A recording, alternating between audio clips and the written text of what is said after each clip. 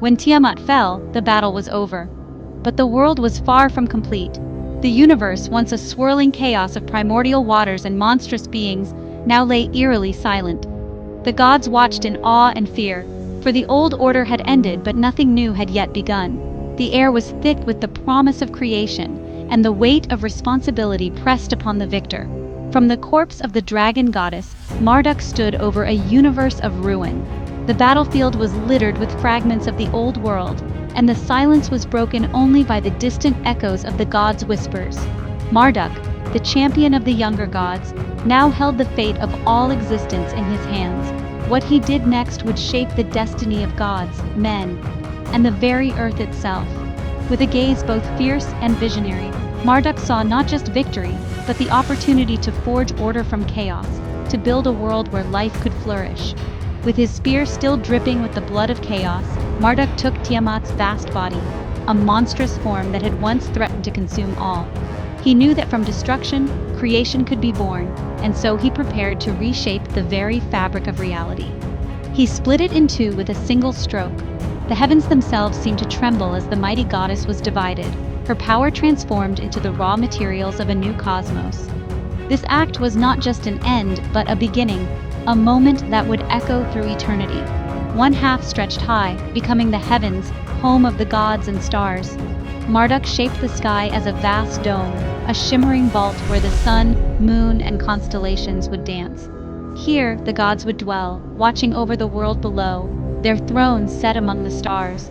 The other half pressed low, becoming the earth, solid ground for life to stand upon. From the chaos of Tiamat's flesh, Marduk molded valleys and plains, deserts and forests, giving shape to a world that could sustain plants, animals, and eventually humankind.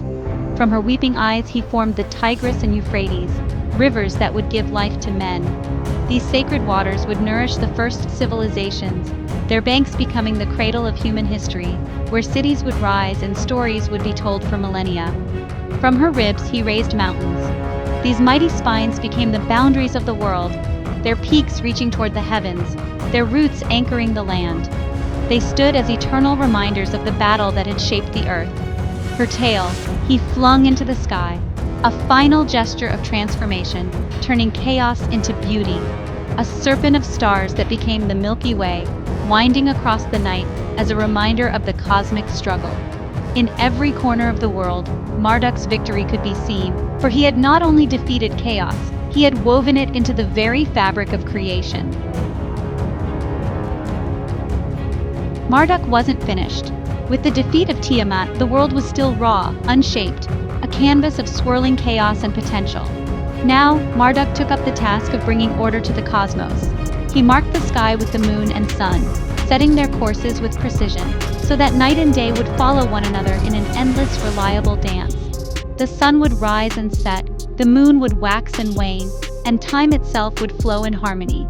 He gave order to the winds, taming their wildness so they would bring life-giving breezes and not only destruction. He gathered the waters, shaping the seas and oceans, drawing boundaries between land and water so that the earth could emerge from the deep. He called forth the clouds, letting them drift across the sky, bringing rain to nourish the land and fill the rivers.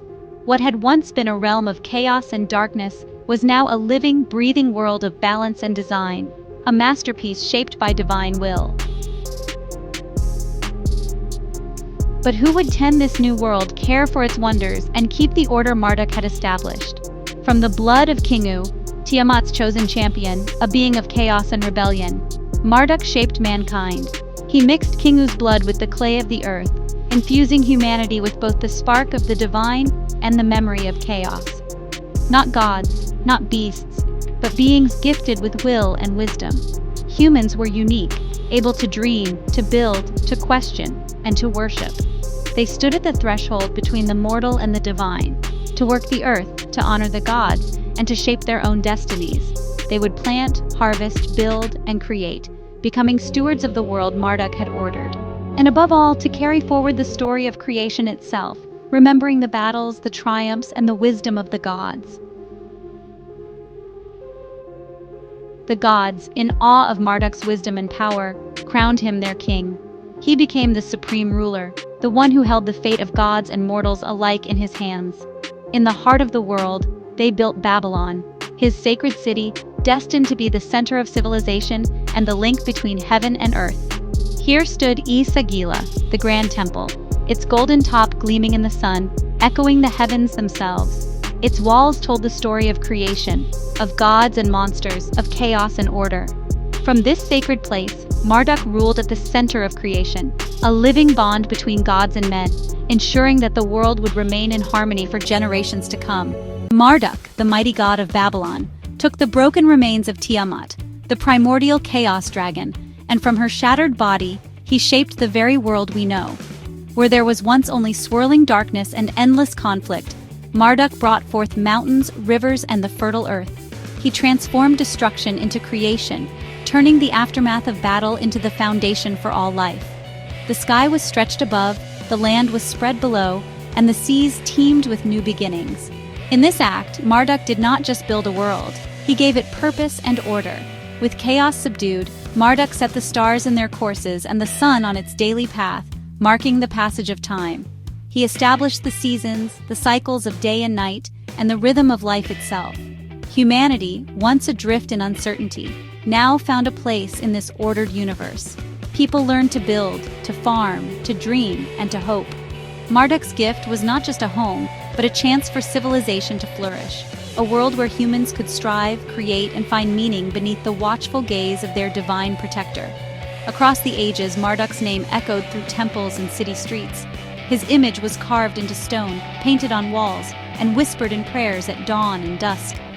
Stories of his triumph over chaos were sung by poets and retold by elders, shaping the identity of a people who saw themselves as children of order, born from the victory of their God.